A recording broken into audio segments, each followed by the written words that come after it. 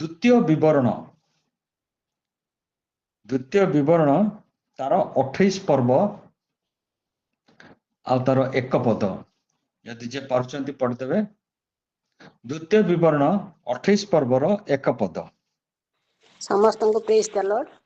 मु आज सदा प्रभु तुम्भ परमेश्वरंकर जे जे आज्ञा तुम्भको आदेश करूअछि से सब मानिबा पई ओ करिबा पई जेबे तुम्भे ताहांक रबरे यत्न पूर्वक कर्णपात करिवो तेबे सदा प्रभु तुम्भ परमेश्वर पृथ्वीस्थ समस्त देशीय लोकंक अपेक्षा तुम्भको श्रेष्ठ करिवे। आमेन। बा प्लेसमेंट मिलिला मु जो टाइप रो बुझी आपण मन को सही टाइप रे बुझिया पे चेष्टा कर जे समस्त देशीय लोकों को अपेक्षा तुमको श्रेष्ठ करिवे। ते श्रेष्ठ कार्यटा कहार ईश्वरंकर एवं से केतल को श्रेष्ठ करिवे तार गोटे कंडीशन ऊपर दे दी चंती। एवं आपण मानकर जो ओडिया बाइबल रे कोन लिखा है जानि मो ओडिया बाइबल लिखा है से 28 पर्व ऊपर आज्ञा बहुतर आशीर्वाद से 27 पर्व जो देखिए सेठी गोटे अच्छी अबाध्यतार साप अबाध्य हेले अभिशाप मिलिबो आउ जेमती 28 पर्वटा स्टार्ट हला सेठी लिखा हला आज्ञा बहुतर आशीर्वाद अर्थात जे जे आज्ञा तुमको आदेश करू अछि अर्थात मूसा एटा लिखुचंती से सब मानिया पाई और करिया पाई जेबे तुम्हें ताहांक रबरे यत्न पूर्वक कर्णपात करिवो तेबे सदा प्रभु तुम्भ परमेश्वर पृथ्वीस्थ समस्त देशीय लोकों को अपेक्षा तुमको श्रेष्ठ करिवे। प्लेसमेंट मिलिला ए श्रेष्ठ करिवा कार्यटा होची ईश्वरंकर आउ ताको सुंदर भाबरे इंग्रजी रे लिखा है if you fully obey the Lord your God and carefully keep all the commands that I am giving you today, the Lord your God will set you high above all the nations of the world. Set you high above all the nations of the world. केते beautiful Bhavre परमेश्वर को वाक्य आमान को बुझाए आगे से तुमको उठेबे एवं कोठी संस्थापित करिवे high above all the Nations of the world. ठीक से विषय आपण माने देखिए से द्वितीय विवरण 26 रो 19 रे आउ टिके संचिता पुणी पढ़ दियंतु। द्वितीय विवरण 26 पर्व 19 पदटा पुणी से तुम्भको प्रशंसारे ओ नामरे ओ सम्मानरे आपणार सृष्ट समस्त देशीय लोकमानक अपेक्षा श्रेष्ठ करिवे आ तुम्भे ताहांक वाक्यानुसारे सदा प्रभु तुम्भ परमेश्वरक उद्देश्य रे पवित्र लोक हेबो। आमेन। Praise the Lord. खाली प्रभु उठांती ता नुहे सम्मान भी दियंती से तुमको प्रशंसारे नामरे और सम्मान रे आपणार सृष्ट समस्त देशीय लोक मानक अपेक्षा श्रेष्ठ करिवे। वार्डिंग गुरा टिके देखंतु आपणार सृष्ट समस्त देशीय लोक माने प्रभु ठारू सृष्ट से कहना से विजाति बोलिका से मोर किसी संपर्क नहीं सेमान भी प्रभु को द्वारा सृष्ट किंतु सेमान को अपेक्षा श्रेष्ठ करिवे। एटा कहिबार उद्देश्य एक्चुअली नहीं थिले एटा एथि का नेली आरो जो ए बर्तन रो वर्ल्ड स्थिति परिस्थिति अनुसार आर संभाव्यता को पाइका आपण माने जानि थे न जानते मु जानिनी CIA अमेरिका रो गोइंदा संस्था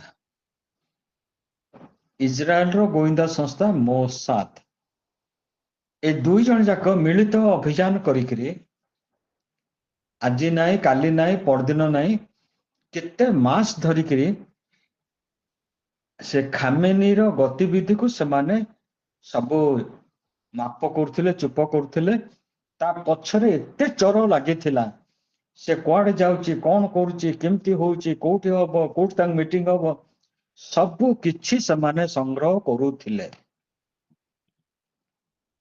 एवं सेई दिन जो दिन सेमाने बोमा पकेइले सेई दिन 50 जन ईरान रो हेड नेतृत्व स्थानीय लोक मानकर बैठक से जगह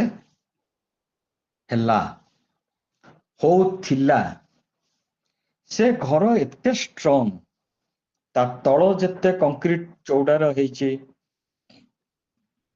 कांथ गुराक ଯେତେ ହେଇଛି छात को जो टाइप रो करा ହେଇଛି साधा बम किछि काम दब नाही तेणु से बहुत परिमाण रे सैटिस्फाइड थिले किछि विपद हब नहीं चारोटी बम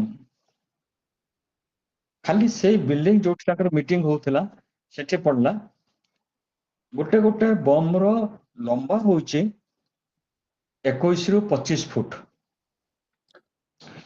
तार मुहटा गोजिया से ड्रिल कला परिका 20 फुट खंडे भितर को पड़ी जीवो से जेते बड़ कंक्रीट थाउ जेते लोहा रड थाउ एते शक्तिशाली से ड्रिल कला परिका से बिल्डिंग रो 20 फुट तळ को पड़ीबो सेठी एक ब्लास्ट हबो गोटे गोटे बम रो दाम 3 कोटी रु 4 कोटी जहा कि भारत भी व्यवहार करछि सर्जिकल स्ट्राइक बेले पाकिस्तान रो आओ बहुत कॉस्टली से को 3-4 कोटी रो गोटे बम रो दाम गोटे बिल्डिंग ऊपर से माने चारोटी निक्षेपण कले ता छाडी के अन्य सब थिला संस्था जोठी तांकर सब सैन्य मानकर जो तांकर जो जगह सब डिटेक्ट करिकरी सेगुरा ऊपर पका हला सेटा पड़िला परे भूमिकंप रे भी एमती हबने संपूर्ण ध्वस्त विध्वस्त होगी गली पड़ो जहा फल कि अभिका डोनाल्ड ट्रम्प कहते किसी ना 41 रु 48 जन लोक प्राण हरैचंती आउ से कहते जे एभली नृशंस लोक एभलिया क्रूड बा रूट लोक पृथ्वी इतिहास रे देखा जाय नहीं जे से केते लोक मारिचे आ केते लोकों को से टॉर्चर करछि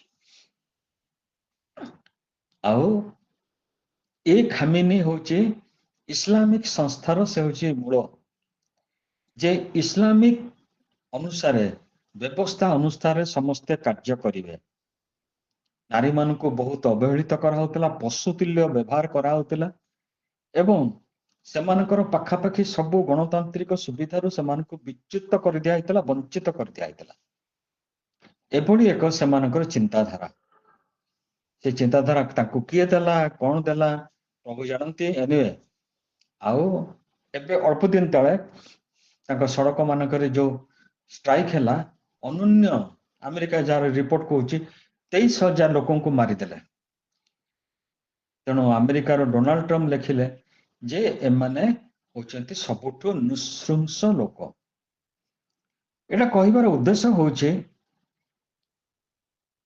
अभिका समस्ते भीतत्रस्त अमेरिका को जेतिकी नहीं इस्राएल को even Russia even north Korea even China Pakistan रे मुसलमान अछंती ताको भी भीतर राग आसुची समान जाके अमेरिका दूतावास को घेरी किरी सब ताको नष्ट करूचंती किंतु अमेरिका गवर्नमेंट रो एते भय कारण से अमेरिका रू पैसा पाउची सब आडू पैसा आनीची तेणु बाध्य होगी से फायरिंग करिया पड़ा से किसी लोक मले किसी लोक आहत हेले यही सब कहबार उद्देश्य होची इज्राएल देश उपरे जाउची तांकर जो गुराक आयरन डोम हो आउरी भिन्न भिन्न तांकर सब अच्छी एयर डिफेंस सिस्टम जो मान को साने टैकल करि परना से पडुची किंतु कैजुअलिटी प्राय नाही आ जो कैजुअलिटी एकदम मिनिमम सबुआडे मुस्लिम देश भर्ती राग तांका भर्ती ईरान रो से पताका देहरे लाली पताका दिया है लाली पताका उद्देश्य होचे आमे प्रतिशोध नवा तेरे देखंतु ईश्वरଙ୍କର जो प्रतिज्ञा युक्त वाक्य हजार हजार हजार वर्ष तळे से इस्राएल लोकମାନଙ୍କୁ କହିଥିଲେ संचिता पुणी आउथरे से 26 पर्वर 19 टा को पढो पुणी से तुम्भको प्रशंसारे ओ नामरे ओ सम्मानरे आपणार सृष्ट समस्त देशीय लोकମାନଙ୍କ अपेक्षा श्रेष्ठ करिवे आ तुम्भे ताहांक वाक्य अनुसारे सदा प्रभु तुम्भ परमेश्वरଙ୍କ उद्देश्ୟରେ पवित्र लोक हेबो आमेन प्रभु तांकर वाक्य को पालन करचंती सब देश होल वर्ल्ड इस्राएल को सम्मान दिए सब किछि तांकर उन्नत तांकर एग्रीकल्चर कहतु तांकर इरिगेशन कहतु सेमाने केमती मरुभूमि टाको सुजला सुफला शस्य श्यामला कले ताको कहतु आउ तांकर जो कंप्यूटर तापरे जो कंप्यूटर भितर आम सबुआडे व्यवहार होचे जो चिप्स लागे सेमीकंडक्टर सेथिरे सेमाने बहुत आगे अछंती सेमाने एमिति जिंस बाहर करचंती ताको पुणी सेमाने ताको निज भितर गोपन कर रखुचंती जेंत अन्य माने जानि परिबेनी आजिकल से सब एडवांस टेक्नोलॉजी न जानले किछि युद्ध करी हबनी ए आगो परीक्षा से टैंक धरिकिरी कि बंदूक धरिके युद्ध आजिकल नाही सबु होची से कंप्यूटर किंतु सेथिरे मध्य सेमानको सहित बर्तन तुलना करिया पे केही नाही अच्छा गोटे कथा कह भूली जाइथिली चाइना ठू ईरान आनिथिला एयर डिफेंस सिस्टम बहुत पैसा देकरी चाइना ताको प्रतिश्रुति देथिला जे एयर आयरन डोम इस्राएल रो अपेक्षा एटा बहुत गुण रे आउरी प्रभावशाली टोटल फेल मारला ईरान रे टोटल फेल मारला जेते बेले हमरो कोन होटे की सिंदूर से जेते बेले हला पाकिस्तान भी आनिथिला हां सेटा भी फेल मारला किंतु इस्राएल जो सब बाहर करिछि कोटार फेल नाही नले से दशक साने चापिके बुडई छाड़ताने केबेठो प्रभु सेमान को आज सम्मान देइचंती प्रभु सेमान को आज सर्व देशीय लोक मान को अपेक्षा श्रेष्ठ करिचंती प्रभुंकर धन्यवाद दवा तांको वाक्य सत्य तांको वाक्य विश्वस्त तांको वाक्य चिरंतन एवं जिसारे जेपरि लेखा हैछि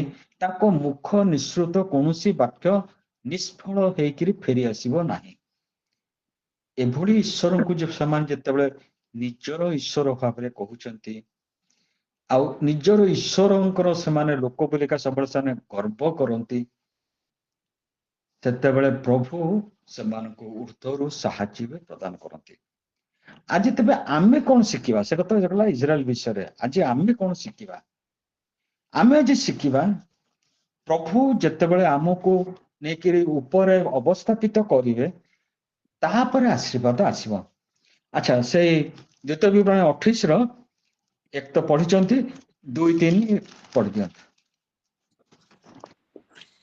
जेबे तुम्भे सदा प्रभु अपना परमेश्वरଙ୍କର ରବ ଶୁଣିବ ତେବେ ଏହି ସବୁ ଆଶୀର୍ବାଦ ତୁମ୍ଭ ଉପରେ ବର୍ତ୍ତିବ ଓ ତୁମ୍ଭର ସଙ୍ଗ ଧରିବ ତୁମ୍ଭେ ନଗରରେ ଧନ୍ୟ ହେବ ଓ କ୍ଷେତ୍ରରେ ଧନ୍ୟ ହେବ ତୁମ୍ଭ ଶରୀରର ଫଳ ଓ ତୁମ୍ଭ ଭୂମିର ଫଳ ଓ ତୁମ୍ଭ ପଶୁର ଫଳ ଅର୍ଥାତ୍ ଗୋବତ୍ସ ଓ ମେଷପଲର ଶାବକ ଧନ୍ୟ ହେବେ ତୁମ୍ଭ ଚାଙ୍ଗୁଡି ଓ ମଇଦା ଦଳିବା ପାତ୍ର ଧନ୍ୟ ହେବ ତୁମେ ଗୃହକୁ ଆସିବା ବେଳେ ଧନ୍ୟ ଓ ତୁମେ ଗୃହରୁ ବାହାରି ଯିବା ବେଳେ ମଧ୍ୟ ଧନ୍ୟ ହେବ 7 ଟା ପଢିଦ ସଦାପ୍ରଭୁ ତୁମ୍ଭ ବିରୁଦ୍ଧରେ ଉଠିବା ଶତ୍ରୁମାନଙ୍କୁ ତୁମ୍ଭ ଆଗେ ଆଗେ ପରାସ୍ତ କରାଇବେ ସେମାନେ ଏକ ପଥ ଦେଇ ତୁମ୍ଭ ବିରୁଦ୍ଧରେ ଆସିବେ ମାତ୍ର ସାତ ପଥ ଦେଇ ତୁମ୍ଭ ସମ୍ମୁଖରୁ ପଳେଇବେ thank you sister God bless you एटा होची प्रभुंकर पद्धति प्रोसीजर से कौन सी आशीर्वाद दबा पूर्व से आगे तांको उठांती ଆଉ କୋଉଠି ଲେଖା ହେଇଛି କିଏ କହିପାରିବ?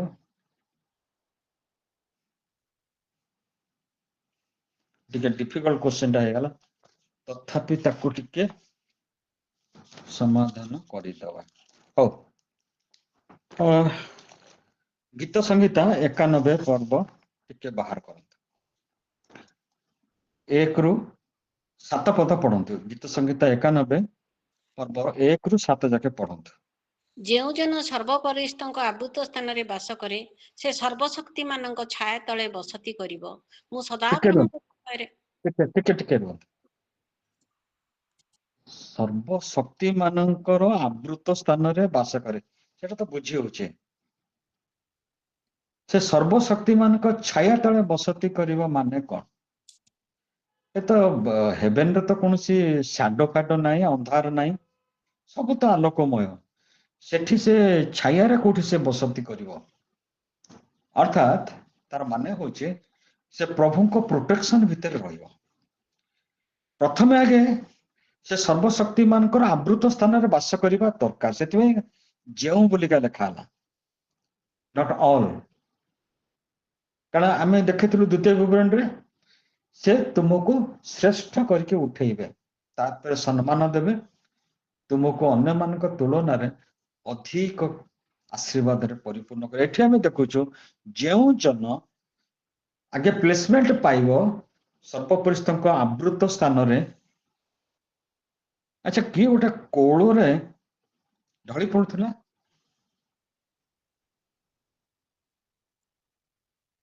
କହିପାରିବେ?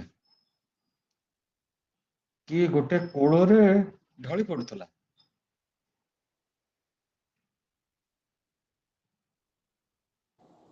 ସୁନେମିଆ କନ୍ୟାର ପୁଅ ନିଜେ ଯୋହନ ସେ ଯୀଶୁଙ୍କ କୋଳରେ କାନ୍ଧ ଉପରେ, ଛାତି ଉପରେ ଆଶା ଦେଇକି ଶୋଇ ପଡୁଥିଲେ, ଢଳି ପଡୁଥିଲେ, ତାଙ୍କୁ ଏତେ ପ୍ରେମ କରୁଥିଲେ।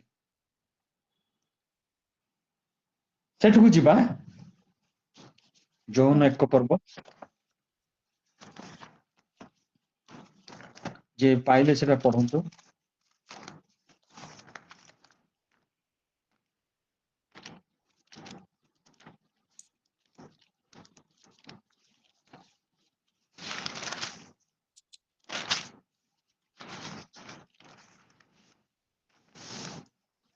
ହଁ,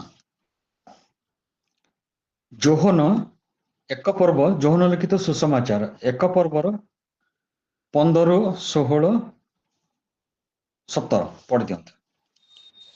ଯୋହନ ତାହାଙ୍କ ବିଷୟରେ ସାକ୍ଷ୍ୟ ଦେଇ ଉଚ୍ଚ ସ୍ୱରରେ କହିଲେ, ଯେ ମୋ ଉତ୍ତାରେ ଆସୁଅଛନ୍ତି ସେ ମୋହର ଅଗ୍ରଗଣ୍ୟ ହୋଇଅଛନ୍ତି, କାରଣ ସେ ମୋହର ପୂର୍ବରେ ଥିଲେ। ଯାହାଙ୍କ ବିଷୟରେ ମୁଁ ଏହା କହିଥିଲି ସେ ଏହି। ଏଣୁ ତାହାଙ୍କ ପୂର୍ଣ୍ଣତାରୁ ଆମ୍ଭେମାନେ ସମସ୍ତେ ପ୍ରାପ୍ତ ହୋଇଅଛୁ। ହଁ, ଅନୁଗ୍ରହ ଉପରେ ଅନୁଗ୍ରହ ପ୍ରାପ୍ତ ହୋଇଅଛୁ, କାରଣ ବ୍ୟବସ୍ଥା। କେହି ପୁରୀ ସମୁଦ୍ର କୂଳକୁ ଯାଇଛନ୍ତି? ନହେଲେ ବା କୌଣସି ଗୋଟେ ସମୁଦ୍ର କୂଳ କେବେ ଦେଖିଛନ୍ତି? ସମସ୍ତେ ପ୍ରାୟ ଦେଖିଥିବେ। ଲହଡି ବା ଢେଉ ସେ ବନ୍ଦ ହୁଏ କି କେବେ? ଆପଣ ଯେତେ ସମୟ ବସନ୍ତୁ, ଯେତେ ବର୍ଷ ବସନ୍ତୁ, ବନ୍ଦ ହବାର ଚାନ୍ସ ନାହିଁ। ଗୋଟେ ଲହଡି ଗଲା ପରେ ଆଉ ଗୋଟେ ଲହଡି, ଆଉ ଗୋଟେ ଲହଡି ଗଲା ପରେ ଆଉ ଗୋଟେ ଲହଡି। କିନ୍ତୁ ଏଠି କଣ ଗୋଟେ ଲହଡି ବିଷୟରେ ହଉଛି କହିଲେ? 16ଟା ଆଉଥରେ ପଢନ୍ତୁ। ଏଣୁ ତାହାଙ୍କ ପୂର୍ଣ୍ଣତାରୁ ଆମ୍ଭେମାନେ ସମସ୍ତେ ପ୍ରାପ୍ତ ହୋଇଅଛୁ। ହଁ, ଅନୁଗ୍ରହ ଉପରେ ଅନୁଗ୍ରହ ପ୍ରାପ୍ତ ହୋଇଅଛୁ। ଗୋଟିଏ ଲହଡି ପରେ ଆଉ ଗୋଟେ ଲହଡି, ଗୋଟିଏ ଲହଡି ପରେ ଆଉ ଗୋଟେ ଲହଡି, ଗୋଟେ ଅନୁଗ୍ରହ ଗଲା ପରେ ଆଉ ଗୋଟେ ଅନୁଗ୍ରହ, ଗୋଟେ ଅନୁଗ୍ରହ ଗଲା ପରେ ଆଉ ଗୋଟେ ଅନୁଗ୍ରହ ପ୍ରଭୁ ଆମମାନଙ୍କୁ ଦଉଛନ୍ତି। କାହିଁକି ସେ ଦଉଛନ୍ତି? ପଢନ୍ତୁ, ତାପରେ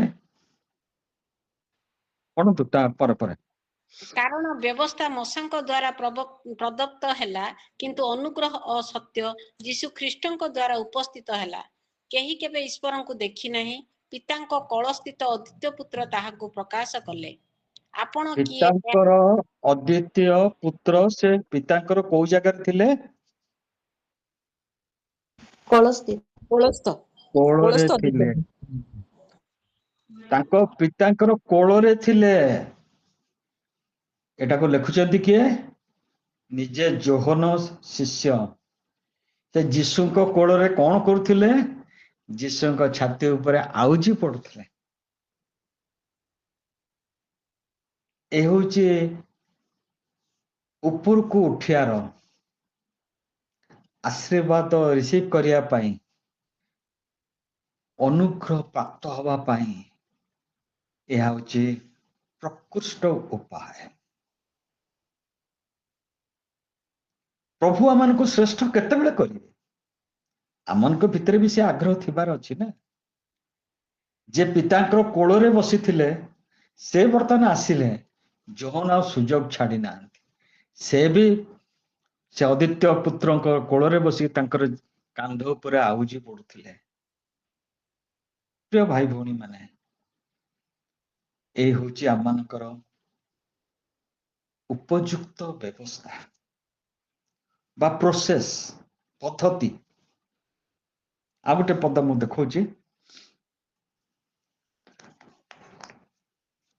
ଆପଣ ମାନେ ପାଇବେ ଏଫିସି 2 ପର୍ବ 1 ରୁ 6। ଏଫିସି 2 ପର୍ବ 1 ରୁ 6 ପଢନ୍ତୁ। ଏହି ସଂସାରର ଭାବ ଅନୁସାରେ ପୁଣି ଆକାଶମଣ୍ଡଳ ରାଜ୍ୟର ଅଧିପତି ଅର୍ଥାତ୍ ଯେଉଁ ଆତ୍ମା ଏବେ ହେଁ ଅନାଜ୍ଞା ସନ୍ତାନ ମାନଙ୍କ ଠାରେ କାର୍ଯ୍ୟ ସାଧନ କରୁଅଛି, ତାହାର ଇଚ୍ଛା ଅନୁସାରେ ତୁମ୍ଭେମାନେ ମଧ୍ୟ ପୂର୍ବରେ ଆଚରଣ କରି ଅପରାଧ ଓ ପାପରେ ମୃତ ଥିଲ। ସେଇ ଅନାଜ୍ଞାବହ ସନ୍ତାନ ମାନଙ୍କ ସହିତ ଆମ୍ଭେମାନେ ସମସ୍ତେ ମଧ୍ୟ ଏକ ସମୟରେ ଆମ୍ଭମାନଙ୍କର ଶାରୀରିକ ଅଭିଳାଷ ଅନୁସାରେ ଜୀବନ ଯାପନ କରି ଶାରୀରିକ ଓ ମାନସିକ କାମନା ପୂର୍ଣ୍ଣ କରୁଥିଲୁ। ପୁଣି ଅନ୍ୟମାନଙ୍କ ପରି ସୁଦ୍ଧା ସ୍ୱଭାବତଃ କ୍ରୋଧର ପାତ୍ର ଥିଲୁ। ମାତ୍ର ଏପରି ଅପରାଧରେ ମୃତ ହେଲେ ହେଁ ଦୟାସାଗର ଯେ ଈଶ୍ୱର, ସେ ଆମ୍ଭମାନଙ୍କୁ ଯେଉଁ ମହାପ୍ରେମରେ ପ୍ରେମ କଲେ, ସେଥିସକାଶେ ଆମ୍ଭମାନଙ୍କୁ ଖ୍ରୀଷ୍ଟଙ୍କ ସହିତ ସଜୀବ କରିଅଛନ୍ତି। ଅନୁଗ୍ରହରେ ତୁମ୍ଭେମାନେ ପରିତ୍ରାଣ ପାଇଅଛ। ପୁଣି ତାହାଙ୍କ ସହିତ ଆମ୍ଭମାନଙ୍କୁ ଉତ୍ଥାପିତ କରି ଖ୍ରୀଷ୍ଟ ଯୀଶୁଙ୍କ ଠାରେ ଆମ୍ଭମାନଙ୍କୁ ତାହାଙ୍କ ସହିତ ସ୍ୱର୍ଗରେ ଉପବେଶନ କରାଇଅଛନ୍ତି। ଆମେନ୍। ଆପଣ ମାନେ କୋଉ ଜାଗାରେ ଅଛନ୍ତି? ଆଜି ଯେତେ ଜଣ ଆମେ ବସିଛୁ, ମୁଁ ସମସ୍ତଙ୍କୁ ପଚାରିବାକୁ ଚାହୁଁଛି। ବହୁତ ଲୋକଙ୍କର ଧାରଣା ବହୁତ ଭିନ୍ନ। ଆମମାନେ କୋଉ ଜାଗାରେ ଅଛୁ? ସେ ଅଲରେଡି ଆମମାନଙ୍କୁ 6 ପଦଟା ପଢନ୍ତୁ। ପୁଣି ତାହାଙ୍କ ସହିତ ଆମ୍ଭମାନଙ୍କୁ ଉତ୍ଥାପିତ କରି ଖ୍ରୀଷ୍ଟ ଯୀଶୁଙ୍କ ଠାରେ ଆମ୍ଭମାନଙ୍କୁ ତାହାଙ୍କ ସହିତ ସ୍ୱର୍ଗରେ ଉପବେଶନ କରାଇଅଛନ୍ତି। ଆମମାନେ ଜଗତରେ ଥାଇପାରୁ, Hallelujah. ଆମେ ସ୍ୱର୍ଗୀୟ ପ୍ରଜା, we are the citizen of heaven। ଆମମାନଙ୍କୁ ତାହାଙ୍କ ସାଙ୍ଗରେ ସେ ନେଇକିରି ସେଠି ପହଞ୍ଚେଇ ସାରିଛନ୍ତି।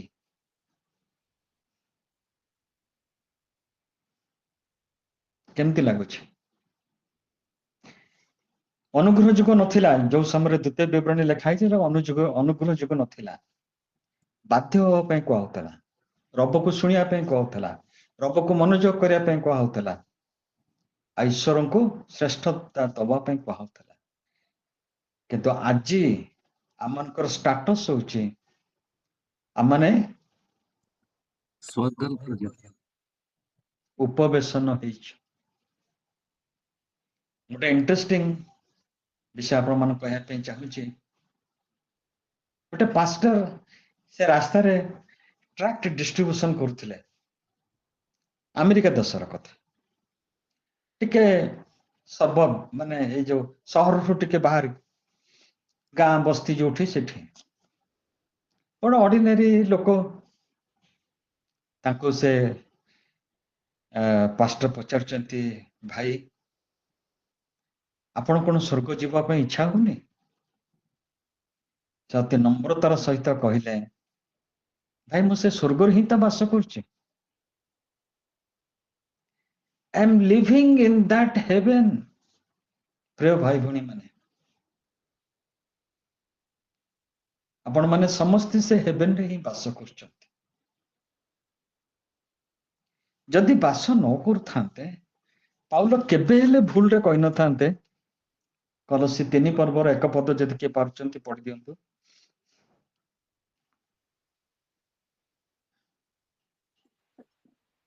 ତିନିର 1। ଆଜ୍ଞା। ତୁମ୍ଭେମାନେ ଯେବେ ଖ୍ରୀଷ୍ଟଙ୍କ ସହିତ ଉତ୍ଥିତ ହୋଇଅଛ, ତେବେ ଈଶ୍ୱରଙ୍କର ଦକ୍ଷିଣ ପାର୍ଶ୍ୱରେ ଉପବିଷ୍ଟ ଖ୍ରୀଷ୍ଟଙ୍କର ଯେଉଁ ବାସସ୍ଥାନ, ସେହି ଊର୍ଦ୍ଧ୍ୱସ୍ଥାନର ବିଷୟ ସବୁ ଅନ୍ୱେଷଣ କର। ଏଠି ଦେଖନ୍ତୁ, ଆମର ଅନ୍ୱେଷଣ କରିବାର ବିଷୟ ହଉଛି ଯୋଉଗୁରାକ ସ୍ୱର୍ଗ ରାଜ୍ୟ ସହିତ ସମ୍ପୃକ୍ତ, ସଂଶ୍ଳିଷ୍ଟ ଏବଂ ସ୍ୱର୍ଗ ରାଜ୍ୟ ପ୍ରତି ଯୋଉମାନଙ୍କର ନିଜର କଣ ସମ୍ପର୍କ ଅଛି, ସେଇ ସବୁ ବିଷୟକୁ ଆମକୁ ଚିନ୍ତା କରିବାକୁ ପଡିବ, ଅନ୍ୱେଷଣ କରିବାକୁ ପଡିବ, କାରଣ ଆମେ ଜଗତର ନୁହଁ। ଓଲ୍ଡ ଟେଷ୍ଟମେଣ୍ଟରେ ପରିତ୍ରାଣ ସମ୍ପର୍କରେ, ସ୍ୱର୍ଗ ରାଜ୍ୟ ସମ୍ପର୍କରେ ଏତେଟା ତାଙ୍କର ନଥିଲା, ଧାରଣା ଏତେ ବେଶୀ ନଥିଲା, କାରଣ ସେଥିରକୁ ଅନୁଗ୍ରହ ଯୋଗ ଆସିନଥିଲା। କୌଣସ୍ଥିତ ଅଦ୍ୱିତୀୟ ପୁତ୍ର ସେ ପୃଥିବୀକୁ ଅବତରଣ କରିନଥିଲେ। କିନ୍ତୁ ଆଜି ସେଇଟା ନୁହେଁ, ଆଜି ହଉଛି ଆମେ ମାନେ ବର୍ତ୍ତମାନ ତାହାଙ୍କ ସହିତ ଉତ୍ଥିତ ହେଇଛୁ। ସେ ଊର୍ଦ୍ଧ୍ୱ ସ୍ଥାନର ବିଷୟ ସବୁ, ଆଉ ଆମମାନେ ଦକ୍ଷିଣ ପାର୍ଶ୍ୱରେ ଉପବିଷ୍ଟ ଖ୍ରୀଷ୍ଟଙ୍କର ଯୋଉ ବାସସ୍ଥାନ, ସେଇ ଊର୍ଦ୍ଧ୍ୱ ସ୍ଥାନ ବିଷୟରେ ଅନ୍ୱେଷଣ କରିବା। ସବୁଠୁ ବଡ ବିଷୟ ହଉଛି ରିଆଲାଇଜେସନ। ବୁଝିବା ଦରକାର ଆମର ସ୍ଥିତି କଣ, ଆମମାନେ କିଏ, କୋଉଠିକାର ଲୋକ, କେତେ ବଡ ତା ଉପରେ ପ୍ରଭାବ ଆମମାନଙ୍କ ତା ଉପରେ ପଡିବ, ଆମମାନଙ୍କ ଉପରେ, ତାକୁ ଚିନ୍ତା କରନ୍ତୁ। ଆପଣ ଆଉ ସେଭଳି ଭାବରେ ସେ ପୁରାତନ ସ୍ୱଭାବରେ କାଟିବା ପାଇଁ ଇଚ୍ଛା କରିବେନି,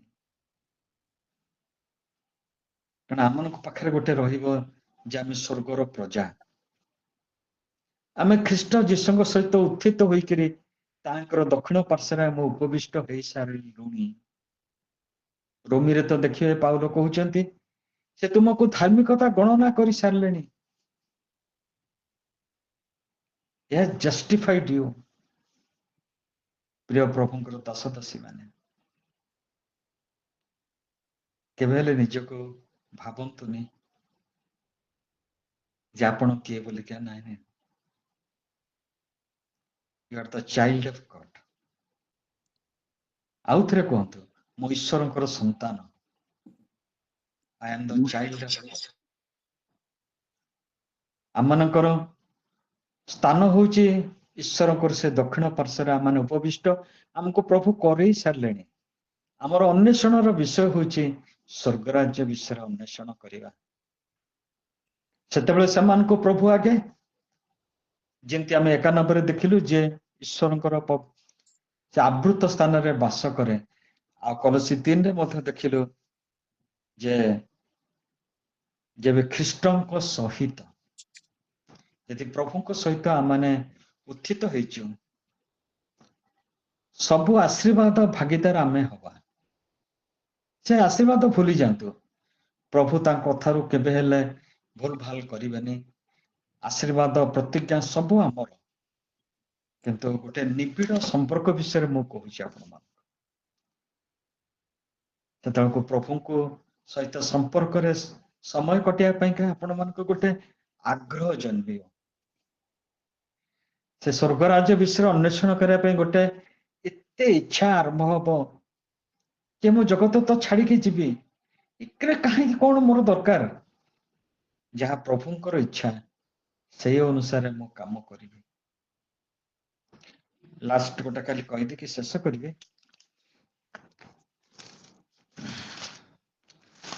ଦ୍ୱିତୀୟ ତିମୋଥୀ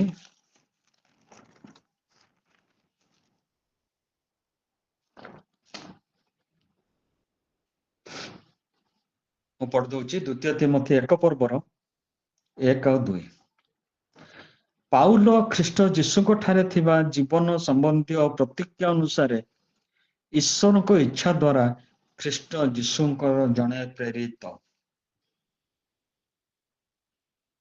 ଏଇ ଟାଇପର ଗ୍ରିଟିଂସ ପାଉଲ କେବେ ହେଲେ କୋଉ ସମୟରେ କୋଉ ମଣ୍ଡଳୀକୁ ଦେଇନାହାନ୍ତି। ଏଟା ତାଙ୍କର ଲାଷ୍ଟ ଚିଠା ଆଉ ଲାଷ୍ଟ ଗ୍ରିଟିଂ। କଣ ଏଟା ଗ୍ରିଟିଂ? ସେ ଯୋଉ ଫାଷ୍ଟ ରହିଥିଲେ ବନ୍ଦିଶାଳାରେ, ବାଇବେଲ ସ୍କଲାର ମାନେ କହନ୍ତି 3 ରୁ 5 ବର୍ଷ ରିଲିଜ ହେଇଥିଲେ। ତାପରେ ସେକେଣ୍ଡ ଯେତେବେଳେ ହେଲେ, ଯେହେତୁ ସେ ରୋମିଓ ନାଗରିକ, ତାଙ୍କୁ ତ କ୍ରୁଶରେ ଟଙ୍ଗେଇ ପାରିବେନି, ତାଙ୍କୁ ବିହେଡେଡ ହବ, ମାନେ ମୁଣ୍ଡ କଟା ହବ।